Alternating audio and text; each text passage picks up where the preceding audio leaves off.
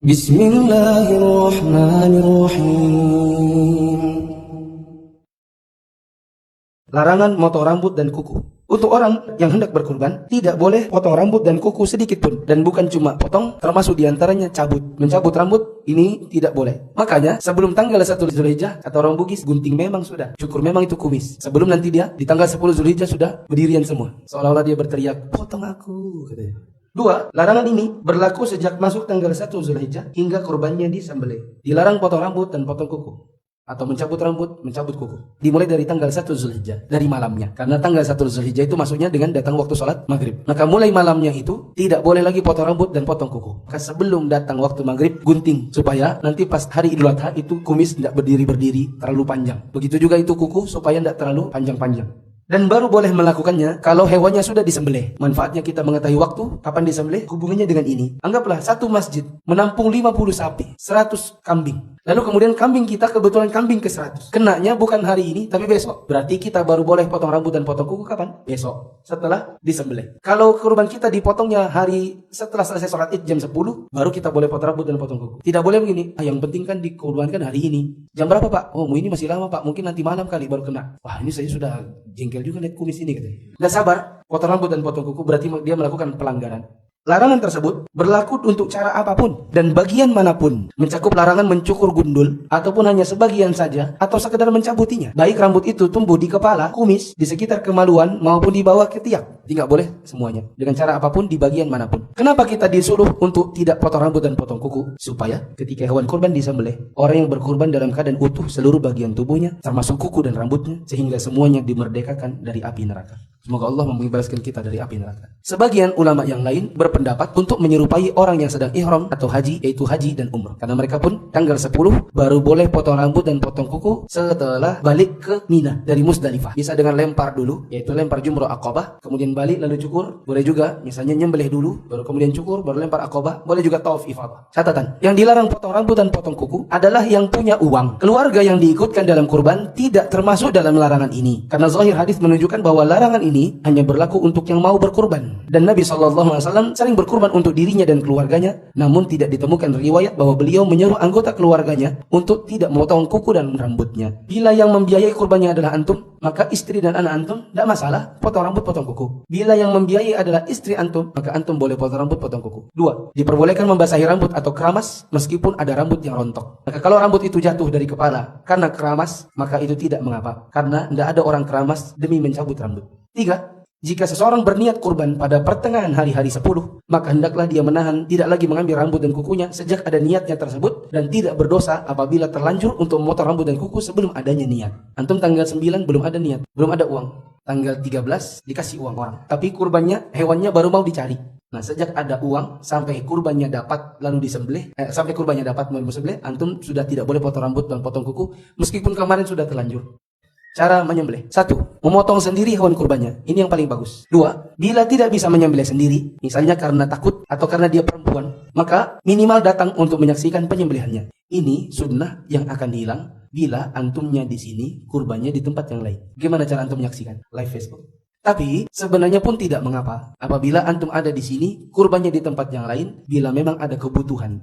3. Menyembelih dengan alat yang tajam seperti parang, pisau, badik atau yang semacamnya. 4. Tidak boleh menajamkan pisau di hadapan hewan yang akan disembelih. Nabi SAW pernah menegur seorang sahabat, dimarahin dengan betul-betul marah. Jadi ini menunjukkan bahwa apabila ada seorang ustadz marahin antum betul-betul marah karena sebuah alasan yang benar, maka antum jangan sakit hati. Karena ada seorang sahabat yang juga betul-betul dimarahin Nabi dengan betul-betul marah. Ketika Nabi melihat dia ngasah pisau di depan mukanya si hewan, maka Nabi SAW mengatakan, "Atumituhu mautatain." Apa kau mau bunuh dia 2 kali? Betul-betul ditegur keras. Ibaratnya kalau di depan orang-orang maka dia malu. Sampai laki-laki ini, sahabat ini menyesal karena dia bilang seandainya aku tidak pernah lagi dengar kata-kata itu. Maka tidak boleh begini, sek di hadapan matanya hewan. 5. Mengucapkan bismillah. 6. Membaringkan hewan kurban pada sisi kirinya. Siapa yang menyembelih tanpa mengucapkan bismillah secara sengaja, maka hewannya bangkai. Kalau tidak sengaja bagaimana? Misalnya diajak ngomong, dia lagi ngasah-ngasah, terus diajak ngomong, mana tadi ini nak? Hilang kepalanya yang tadi di sini kutaruh nak. Gitu. Mana tadi sudah ku 2 step tadi kepala di sini hilang lagi gitu. Jagalnya ini karena menghadir orang mencari kepala, lupa lah dia. Langsung cuk. Ada yang ngamatin kok enggak? Komat kamit bibirnya. Om, bismillah kah sudah? Lupa aku sudah. Ini gara-gara ngomong kepala tadi di sini katanya. Bagaimana status hewannya? Ada khilaf ulama. Sebagian ulama mengatakan kalau lupa maka tidak mengapa. Tapi saya pribadi lebih pilih pendapat ulama yang mengatakan jadi bangkai juga. Keenam, membaringkan hewan pada sisi kiri badannya. Tapi kalaupun terbalik tidak mengapa. Seandainya baru disadari setelah hewannya disembelih ternyata dia tadi baringnya di kanan, maka nggak masalah. 7. Hewan yang akan disembelih dibaringkan di atas lambung kiri, dihadapkan ke kiblat, kemudian pisaunya ditekan kuat-kuat supaya cepat putus. Yang putus adalah 2 saluran. Karena ada sebagian orang yang nyembelih itu bukan nyembelih tapi penggal. Just hilang betul, pisah langsung.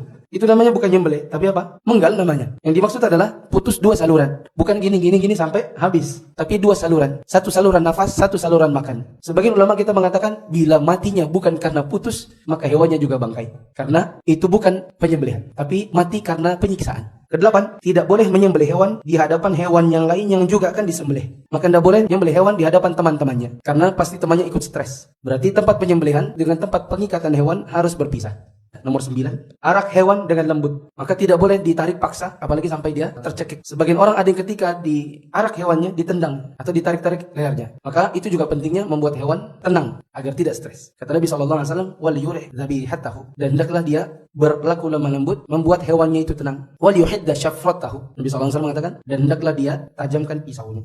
Pembagian daging kurban. Disunahkan untuk pembagian daging kurban dibagi menjadi 3 sampai 4 bagian. Yang perlu di-highlight di situ bagian, bukan kilo-kilonya. Maka ini hanya pembagian porsi, tapi bukanlah pembagian sama rata. Tidak harus sama rata. Bagiannya ini apa saja? 1, bagian untuk disedekahkan ke fakir miskin. 2, bagian untuk dimakan sendiri. Bahkan sebagian ulama mewajibkannya, tapi yang benar bukan wajib, cuma sunnah. Makanya bila kita di sini kurbannya di tempat lain, hukumnya boleh. Ketiga, dihadiahkan kepada kerabat atau orang lain yang bukan miskin. Keempat, disimpan untuk perbekalan lebih dari 3 hari jika tidak terjadi musim paceklik atau krisis makanan. Adapun jika terjadi musim paceklik atau krisis makanan, maka tidak boleh disimpan, melainkan harus dibagi langsung. Setelah dicincang-cincang, maka itu hewan dibagi menjadi 3 bagian. Yang 3 bagian ini tidak harus sama rata. Ada sedekah, ada makan sendiri, dan ada hadiah. Kalau kita di rumah cuma sendiri, atau kita sama istri dengan anak kecil-kecil yang nggak bisa juga makan daging, maka jangan 10 kilo. Antum ambil sedikit aja, mungkin 2 kilo cukup. Nanti orang miskin dibanyakin. Sisanya ada yang buat hadiah. Antum pikir-pikir misalnya ada teman yang dia nggak miskin, tapi dia juga nggak kurban. Ya, uangnya pas-pasan. Maka boleh antum hadiahkan sama dia. Bahkan sebagian ulama mengatakan sampai-sampai pun jika dia adalah orang kafir, boleh. Bila keluarga antum banyak, istri antum 4, anak antum ada 13. Orang miskin di tempat antum sudah bilang, sudah Pak, aduh, ini banyak betul daging sudah. Ini busuk aja di rumah karena di rumah sini tidak ada kulkas. Maka antum boleh ambil lebih banyak. Antum sedekah misalnya cuma 2 kilo. Tidak harus sama rata. Boleh dibagi pakai kupon. Biasanya dalam rangka untuk mengatur dan memastikan tidak ada orang yang rakus dan mengambil berlebihan. Karena ada sebagian orang yang dia sebar anaknya, kamu di kampung anu, kamu di kampung anu, kamu di mana, aku di sini, mama di situ. Masing-masing ngantri. Jadi pulang di rumah berlebihan. Rupanya bukan untuk makan, tapi buat jual. Kebetulan tukang daging juga. Maka ini diatur salah satunya dengan kupon. Sehingga dibatasi satu keluarga misalnya hanya sekian kupon saja. Kedua, dilarang memperjualbelikan hasil sembelihan. Rasulullah SAW bersabda, "Man ba'a jilda udhiyati fala udhiyatalah." Siapa yang menjual kulit hewan kurbannya, maka kurbannya tidak ada nilainya. Yang ini dianggap tidak sah. Di antara bagian hewan yang susah dimakan adalah kulit. Di antara bagian hewan yang malas makannya, jeruan. Malas ngolahnya. Sebagian orang setelah dapat kulit dan dapat jeruan, dijualnya. Maka ini membuat kurbannya menjadi tidak sah bila dijual. Termasuk menjual belikan bagian hewan kurban adalah menukar kulit atau kepala dengan daging, atau menjual kulit kemudian dibelikan kambing. Karena hakikat jual beli adalah tukar menukar meskipun dengan selain uang. Termasuk jual beli nggak mesti barang dengan uang, barang dengan barang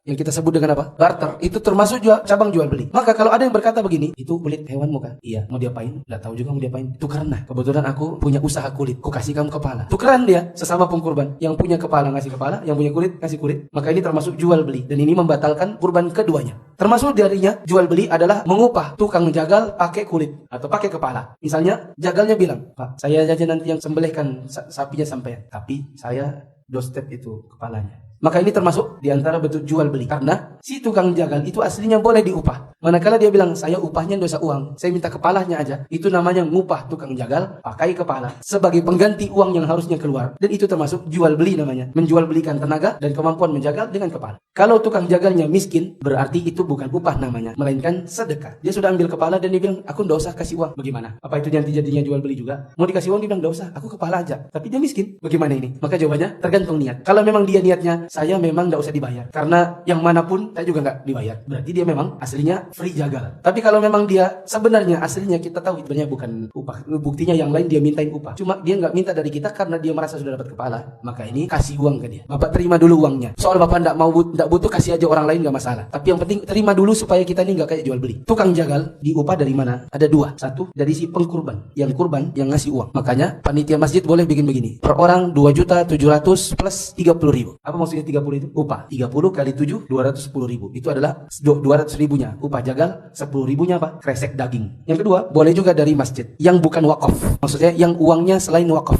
Misalnya ada kotak infak yang jamaah meniatkannya bebas, maka boleh dipakai. Misalnya saja panitia kelupaan minta uang. Panitia dia cuma bikin tulisan 2.700.000. Lupa dipikirkan oleh panitia itu tentang upah jagal. Pas orang bayar 2.700.000, waktu beli pas uangnya habis. Mau dimintai lagi itu pekurbannya enggak enak. Mintanya juga cuma 30.000 dimintain satu persatu, sapinya 7. Sapinya 7 kali 7 49. Keliling rumah 49 hanya untuk tagih 30.000. Kayaknya memberatkan banget. Maka boleh saja diambil dari kas bebas. Asalkan itu bukan yang bagian apa? Wakaf. Menjual kulit yang dilarang adalah menjual kulit sebelum dibagi atau disedekahkan, baik dilakukannya oleh panitia maupun dilakukan sahibul kurban. Adapun setelah proses pembagian, maka orang yang menerima kulit boleh memanfaatkan kulit tersebut sesuai dengan keinginannya, baik dijual maupun pemanfaatan lainnya karena sudah menjadi haknya. Ini ada kulit, ini kulit misalnya. Kulit ini tidak boleh langsung dijual. Apakah yang menjualnya adalah si pekurban ataukah panitia? Ada 50 sapi, ada 100 kambing, kulitnya ditumpuk-tumpuk. Panitianya panggil tukang kulit, pengrajin kerupuk kulit, panggil nih, beli, langsung dijual, nggak boleh. Menyebabkan kurbannya menjadi tidak sah. Apalagi kalau yang jual adalah si pekurbannya sendiri. Jadi itu kulit diapain? Jawabannya kulit-kulit ini setelah ditumpuk cari yayasan sosial atau pesantren. Hibahkan dulu mereka. Ini adalah kulit hibah hadiah buat pesantren. Nanti oleh pesantrennya baru dijual ke pengrajin kerupuk kulit. Ini yang boleh. Karena setelah dihibahkan berarti sudah jadi haknya. Begitu juga daging nggak boleh langsung dijual. Misalnya, oh ini banyak daging nih. Ya udah panggil penjual daging aja. Kita jualin aja. Nanti uangnya buat sedekah. Ini membatalkan kurban. Yang boleh adalah bagi dulu ke orang-orang miskin. Sudah Pak, enggak apa-apa Pak. Ini buat Bapak semua. Nanti Bapak ke pasar aja jual. Oh bolehkah? Boleh. Dia terima dulu 20 kilo.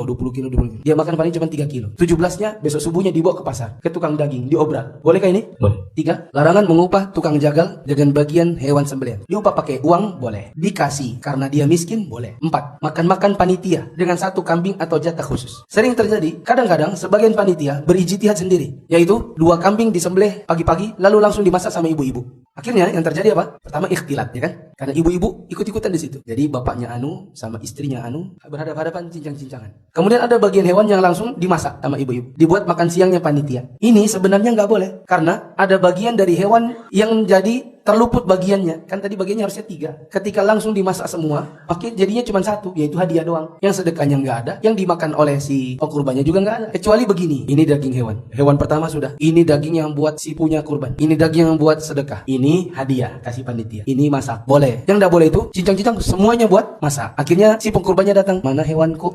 Sudah dimakan semua di sana, katanya. 5. Solusi masalah kulit. Solusinya adalah hibahkan dulu ke ponpes atau yayasan yang lain. Baru nanti oleh ponpes dan yayasan tersebut dijual. 6. Tempat pembagian atau penyaluran. Tempat pembagiannya adalah di mana orang tersebut berdomisili. Tapi tadi sudah saya bilang, seandainya pun orang tersebut di tahun itu berkurban di tempat yang lain dan dia tidak menghadiri penyembelihannya, maka ini tetap boleh. Tapi yakinkan bahwa ada maslahatnya. Bolehkah menawar harga kurban? Kurbannya 3.500.000, kita bilang bisakah 3.300.000? Nawar 200, seolah-olah kayak ndak niat betul-betul karena Allah. Maka jawabannya yang benar adalah boleh menawar harga kurban. Karena kalau seandainya tidak boleh ditawar, maka beli semahal-mahalnya kalau begitu. Ada kurban rata-rata harga pasaran 3.500.000. Kita tanya berapa harganya? Dia bilang 3.500.000. Dia bilang bisa nggak 4 juta aja. Seandainya nggak boleh nawar, kan bagusnya begitu. Kalau seandainya ini halah hukumnya, maka kalau di sini ada peternak atau penjual hewan kurban, senanglah dia dengar kata saya tentang tidak boleh ditawar. Yang benar boleh-boleh aja. Siapa tahu dapat harga yang murah, tapi kualitasnya bagus. Bolehkah minta daging sendiri tapi dapatnya punya orang? Kalau memang kata panitia ini dagingnya Pak, yaitu daging sendiri, tapi ternyata tertukar dengan daging orang, maka tidak mengapa. Tapi kalau memang dari awal nggak ada perhatian sama sekali, si panitianya nggak perhatian, kitanya juga nggak perhatian, kita kurbannya kurban kambing dikasihnya sapi, maka kita kehilangan satu pahala, yaitu pahala makan kurban pribadi.